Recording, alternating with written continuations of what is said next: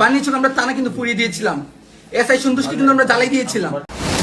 ছাত্র আন্দোলনের একজন শীর্ষস্থানীয় নেতার গ্রেফতার কি পুরো আন্দোলনের গতিপথ কি বদলে দিতে পারে?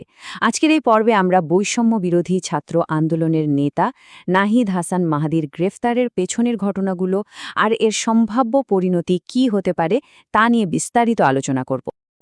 কোন সাহসে নিয়ে কথাটা বললাম আমি জানতে চাই আজকে। আমি স্ট্রিক্ট এখানে এসেছি। এই পুরো ঘটনার কেন্দ্রবিন্দুতে রয়েছে একটা মাত্র কথা, এসআইকে জ্বালিয়ে দিয়েছিলাম। তার এই একটাই স্বীকারোক্তি কিন্তু পরিস্থিতিকে অনেক বেশি জটিল করে তুলেছে। বানিয়েছিল আমরা তা না কিন্তু পুড়িয়ে দিয়েছিলাম। এসআই সন্তুষ্টি কিন্তু আমরা জ্বালাই দিয়েছিলাম। চলুন একটু গভীরে গিয়ে দেখি কেন এই একটা বাক্য এত বড় বিতর্কের জন্ম দিল আর এর শেষটা কোথায় গিয়ে দাঁড়াতে পারে। তো ঘটনাটা ঠিক কবেকার? তারিখটা ছিল ২৩ জানুয়ারি ২০২৬। ঠিক এদিনই ছাত্রনেতা নাহিদ হাসান মাহদিকে গ্রেফতার করা হয়। আর এই একটা গ্রেফতারের খবরেই কিন্তু ছাত্র আন্দোলনের মধ্যে নতুন করে একটা উত্তেজনা তৈরি হয়। খবরটা খুব দ্রুত ছড়িয়ে পড়ল। গণমাধ্যমগুলো নিশ্চিত করল যে বৈষম্য বিরোধী ছাত্র আন্দোলনের পরিচিত মুখ নাহিদ হাসান মাহাদি তাকে গ্রেফতার করা হয়েছে।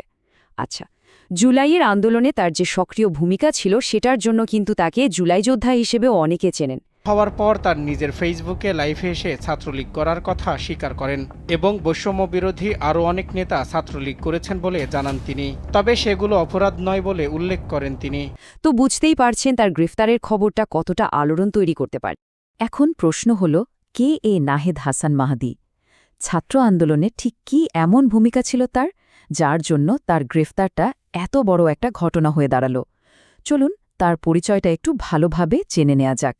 দেখুন, মাহদি শুধু বৈষম্য বিরোধী ছাত্র আন্দোলনের একজন সাধারণ নেতা নন। জুলাই মাসে যে আন্দোলনটা সারা দেশে ছড়িয়ে পড়েছিল সেখানে তার জোরালো ভূমিকা ছিল। আর এ কারণেই তাকে জুলাই যোদ্ধা হিসেবেও ডাকা হয়। এই নামটাই কিন্তু ছাত্র সমাজে তার গুরুত্ব কতটা সেটা বুঝিয়ে দেয়। আচ্ছা, যে কোনো গ্রেফতারের পেছনে তো কিছু আনুষ্ঠানিক কারণ বা অভিযোগ থাকে, তাই না?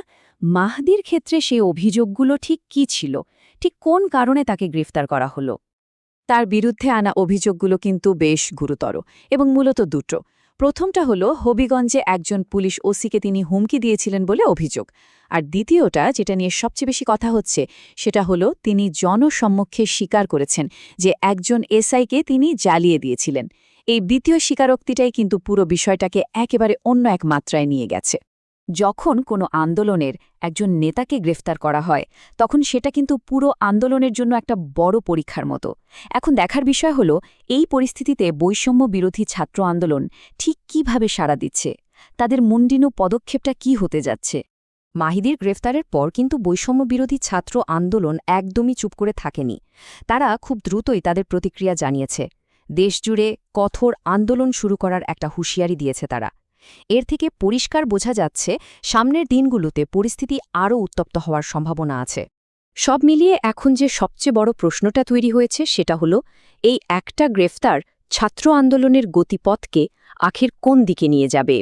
এই ঘটনার পর কি আন্দোলন আরও বেগবান হবে, আরও শক্তিশালী হবে, নাকি এর ফলে নতুন কোনো সংকট বা বিভেদ তৈরি হবে?